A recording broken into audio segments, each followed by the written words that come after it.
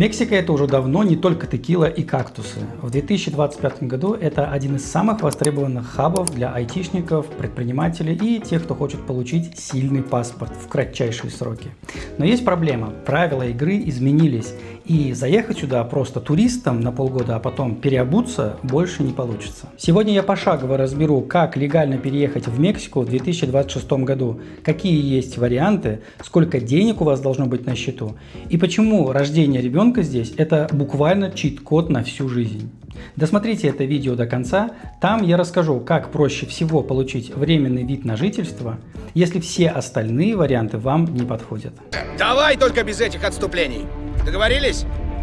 Начало, середина, конец. Факты, детали, сжато, самую суть. Хорошо, начнем с базы. Для граждан бывшего СССР и многих других стран все еще действует электронное разрешение. Делается за 5 минут на сайте, бесплатно и дает право въезда на срок до 180 дней. Важно, не на 180, а до 180 дней. Это не автоматические полгода. Сейчас офицеры в Канкуне или в Мехико – это лотерея. Вам могут поставить на 7 дней, могут на 30 дней, могут вообще отказать. Редко, но бывает.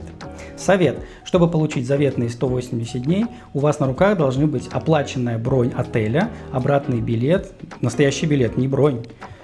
И четкий план на ваше путешествие. Не мямлите, говорите уверенно, и у вас все получится. Если ваша цель – жить здесь долго, счастливо и легально, ваш вариант – это Residente Temporal. Это ВНЖ на 1 год и с продлением еще на 3. Самый чистый путь – это показать свои доходы.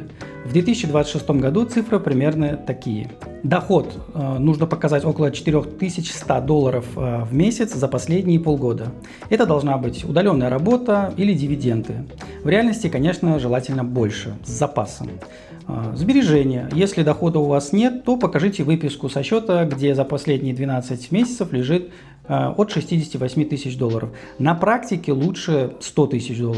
Цифры не являются законным какими-то фиксированными величинами, и в разных консульствах их трактуют по-своему. Поэтому уточняйте в конкретном консульстве, что они там от вас хотят.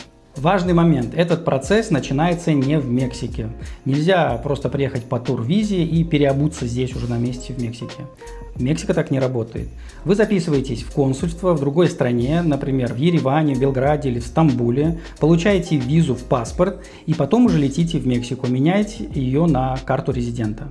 После въезда у вас на это будет 30 дней. ПМЖ через детей. Мексиканский десант. Мексика – одна из немногих стран с безусловным правом почвы. Если ваш ребенок родился здесь, он автоматически становится гражданином Мексики. Что вообще это вам дает? Вы, как родители, сразу получаете Residente Permanente.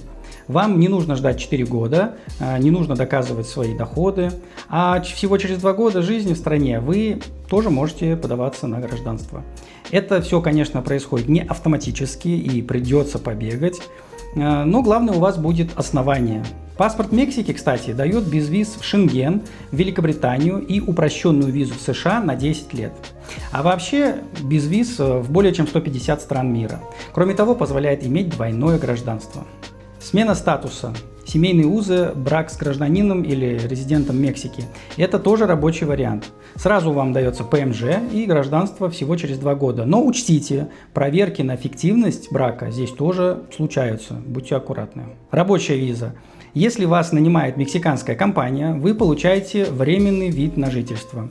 Обычно это на 1 год с возможностью продления. Сложность в том, что у компании должно быть разрешение на найм иностранцев, а оно есть далеко не у всех. Но на данный момент это самый простой вариант, если вы не женитесь и не беременны. Вы также можете въехать, а потом сменить работодателя или открыть индивидуального предпринимателя, и не будете жестко привязаны к какой-то компании. Важный момент – все нужно делать правильно и без косяков. После получения карточки резидента ваш супруг или супруга почти автоматически получают резидентство. Полезные советы. Сделайте апостиль на все важные документы. Без апостиля у вас документы не примут. Перед переездом сделайте свежий 10-летний паспорт. Если вдруг решите получать гражданство, вам не придется летать туда-сюда, на родину или в консульство в Мехико. Учите испанский. Кажется, конечно, очевидным, но многие этим пренебрегают. А без языка жить очень сложно. При получении рабочей визы в консульстве будет собеседование. И сейчас многие получают отказы как раз именно из-за незнания языка. Самое лояльное в этом плане консульство в Буэнос-Айресе, но и там нужно хотя бы немного говорить, потому что они там только по-испански говорят, по-английски не говорят совсем.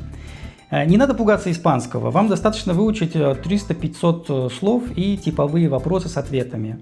Если хотите отдельное видео про подготовку по языку, напишите в комментариях. У меня, как у человека, говорящего на 4 языках, есть что рассказать.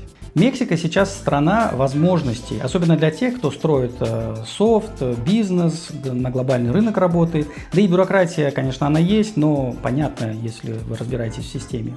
Если у вас остались какие-то еще вопросы по суммам или конкретным консульствам, пишите в комментариях, я постараюсь ответить.